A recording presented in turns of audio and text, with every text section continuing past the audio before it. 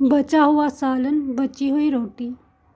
ایک دوست نے دوسرے دوست سے پوچھا، تمہاری ماں کی سب سے پسندیدہ ڈش کون سی ہے؟ دوسرے دوست نے بہت سوچا، بہت ذہن گھمایا، مگر پھر آنکھوں میں آنسو لے کر کہنے لگا، میری ماں کی پسندیدہ ڈش بچا ہوا سالن اور بچی ہوئی روٹی ہے۔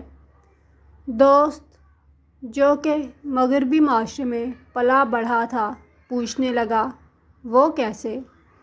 دوسرے دوست نے جواب دیا کہ میں نے بہت سوچا، پچھلے 20 برسوں کا منظر میرے ذہن میں گھوم گیا، لیکن مجھے ایک بار بھی یہ سننے کو نہیں ملا کہ بیٹا آج بہت دل کر رہا ہے فلاں چیز کھانے کو تو میں نے بنا لیا۔ ایک بار بھی ایسا نہیں سنا۔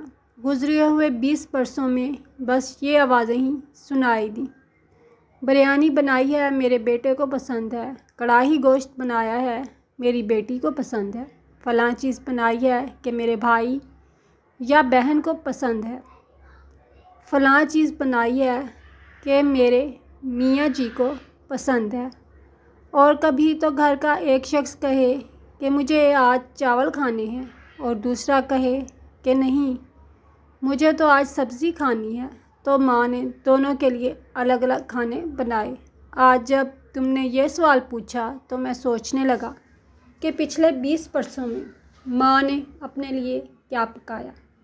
کچھ بھی تو نہیں، بس ایک ہی شوق تھا کہ بیٹے سے یا بیٹی سے جو بچ جائے گا وہ میں کھا لوں گی، اور کبھی کہتی کہ بیٹا اور ڈالو اور خوب پیٹ بھر کے کھاؤ، ابھی سالن بہت پڑا ہے، جبکہ سالن کچھ نہ ہوتا اور میں ختم کر جاتا۔